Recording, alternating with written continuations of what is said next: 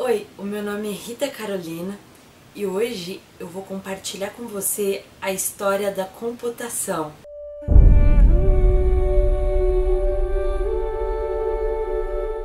Bom, o que é a computação? A computação é a forma de registrar dados, registrar informações e instruções. Mas como surgiu essa ideia? Desde a época das cavernas, o homem já pensava em registrar as informações. Então, ele precisava contar quantas vacas ele tinha. Isso a gente já tá falando na época da agricultura, né? Mas desde a época das cavernas, nas pinturas rupestres, eles já registravam as informações nas paredes das cavernas e talhado em pedras. Mas a informação, o que é informação? A informação a gente não pode tocar. Muita gente acha que a informação é tudo que tem no papel e no computador, mas a informação ela é invisível, é intocável. Tanto que a minha verdade pode ser diferente da sua verdade, porque a informação como um todo ela se complementa. As primeiras estruturas que surgiram para poder computar informações foram, por exemplo, o Stonehenge. O Stonehenge descobriram de onde veio as pedras, mas não descobriram como colocaram lá, mas sabem que é para um tipo de calendário, algumas datas ou informações. Então, desde aquela época, tecnologias já eram criadas para registrar essas informações. Desde a época das cavernas, até o homem começar a fazer contas nos comércios da China, foi que surgiu o ábaco, o primeiro predecessor do computador. E então, desde a invenção do ábaco, 1000 anos se passaram para o desenvolvimento das primeiras fórmulas matemáticas, os primeiros teoremas que compreendiam a nossa realidade na sua totalidade. Já em 1842, Blaise Pascal inventou a primeira máquina de somar. Ele queria medir a distância que a sua carruagem andava. É um taxímetro bem antiquado, não é mesmo? Mas uma coisa que muita gente não sabe, ou que muita gente acha, é que Alan Turing foi o primeiro programador. Só que na verdade o primeiro programador foi a primeira programadora, foi Ada Lovelace. Ela era a esposa de Charles Babbage, que foi um homem que inventou uma máquina que possuía uma lógica.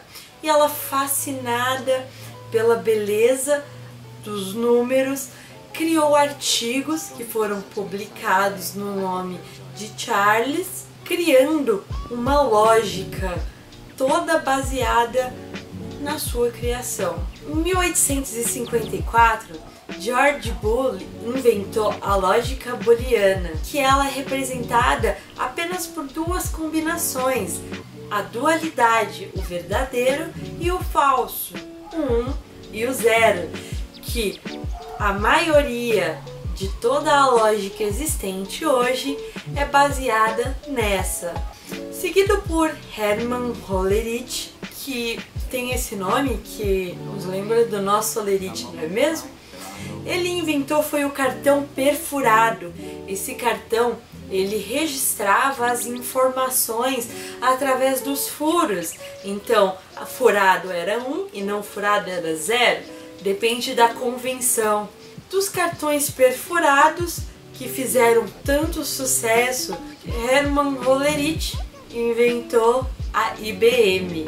Agora vamos falar de um homem que teve uma visão inspiradora, que foi von Neumann.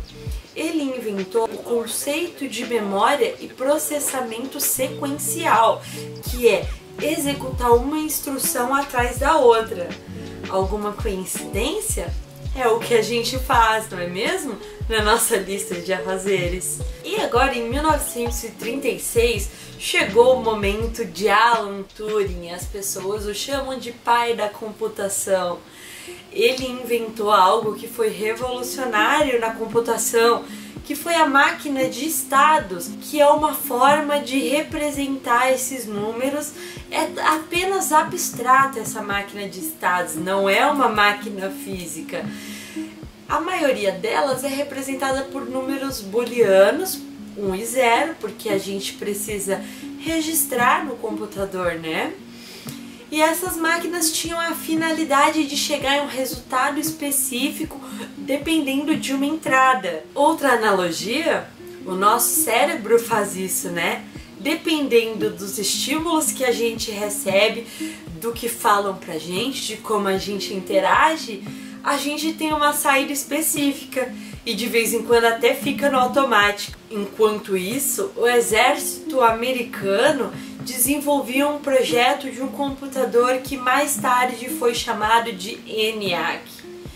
Esse computador ele tinha muitas válvulas e ele executava muitas contas por minuto. Era algo inovador para a época.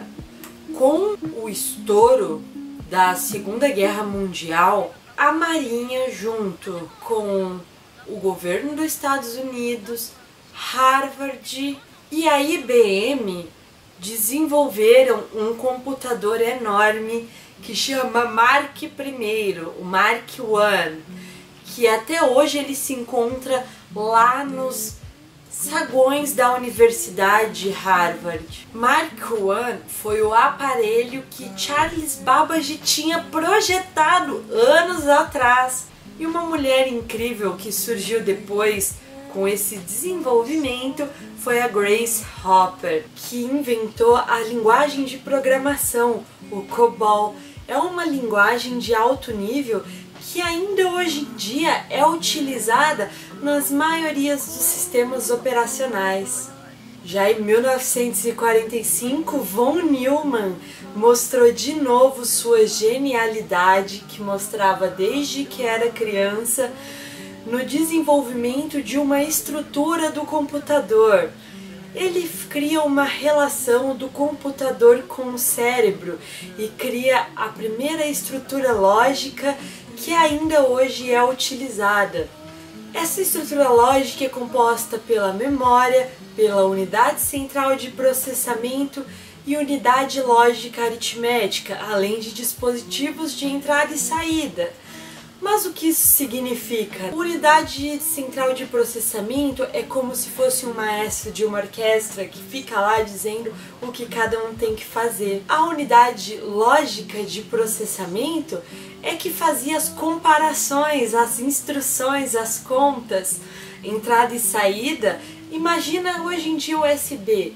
Só que naquela época ainda não existia muito bem o USB, não é mesmo? Com essa revolucionária visão do computador, foi possível criar o PC, o Personal Computer, um computador que fosse acessível para muitas pessoas. Por essa grande comunidade de hackers que existe pelo mundo, eles puderam adquirir o seu próprio computador. Depois do ENIAC surgiu o EDVAC, que foi um outro tipo de computador em que inventaram o primeiro conceito de sistema operacional. Eles queriam armazenar o programa dentro do computador, já ficasse lá. Com tudo isso, em 1950 surge algo que muda o mercado completamente, que é a criação dos transistores. Os transistores são uma plaquinha que conduzem eletricidade de uma forma bem específica, mas como nem tudo são flores, com essa nova tecnologia a complexidade aumenta, porque eram mais combinações lógicas, então ficava mais difícil, mais complexo. E elas precisavam ser soldadas na placa, que era o que os criadores da Apple ficavam fazendo na garagem. Graças aos transistores surgiu o chip, onde muitas informações podiam ser guardadas em um pedaço muito pequeno. Em 1971, a Intel disparou de vendas inventando o microprocessador, que é como se fosse um chip, mas guarda instruções bem específicas. E essas instruções executavam tarefas que que foram programadas previamente por algum humano, o primeiro mini computador do mundo. Esse foi o slogan de uma revista que divulgou o Altair. O primeiro computador pessoal portátil custava $397 e tornou acessível para a pequena, mas crescente comunidade. Depois do surgimento do Altair, aconteceu uma explosão de computadores pessoais, como o Mac, e o surgimento da linguagem BASIC, que até hoje continuam evoluindo de forma exponencial. A gente conhece a lei de Moore, né? A história do computador, ela foi dividida em gerações, de acordo com o nível e complexidade das estruturas do computador. A primeira geração foi a geração das válvulas. As válvulas que pareciam lâmpadas, mas eram lentas e devagar, esquentavam e queimavam. Foi nessa época que surgiu o primeiro conceito de bug, porque um programador estava escrevendo seu código feliz e surgiu um inseto quando ele foi olhar dentro. E era uma mosca, então... Pois é. Na segunda geração, ela é composta pelos transistores, onde o computador diminui de tamanho e são mais rápidos, mais complexos e diminui o custo. A terceira geração é a geração dos circuitos integrados e dos microchips, e também do sistema operacional, porque eles são portáteis, rápidos e pequenos. As três primeiras gerações foram compostas por hardware, aquela parte que você chuta, ou pelo menos chutava, né? E o software, que é aquele que você xinga. A quarta geração, que é a que dizem que estamos atualmente, ela é modelada por otimização, miniaturização e confiabilidade. E uma possível quinta geração, que supostamente existe devido ao Japão querer criar uma nova revolução dos computadores, mas até então é apenas uma lenda. Como exemplo de como a tecnologia evoluiu, olha só como esse vídeo foi gravado, utilizando uma câmera, luzes e uma edição no computador, sem falar da World Wide Web, a internet.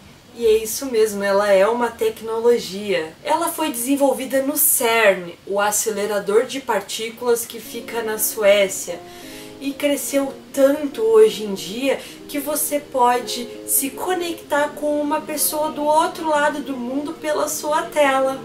Mas ficam alguns questionamentos em relação a tecnologias. Qual é o impacto, tanto positivo quanto negativo, da tecnologia na sociedade? Como o poder da computação permite diferentes soluções dos nossos problemas que nós temos hoje em dia? E qual é o papel da tecnologia adaptiva na vida humana? Essas perguntas ficam para refletirmos sobre o impacto da tecnologia no nosso mundo hoje. Se tem algo que você não entendeu, algum termo ou algo que eu acabei me esquecendo, coloque imediatamente nos comentários para que outras pessoas possam ver também. Eu agradeço muito a sua presença, espero que tenha contribuído com você de alguma forma e vamos juntos pensando computacionalmente.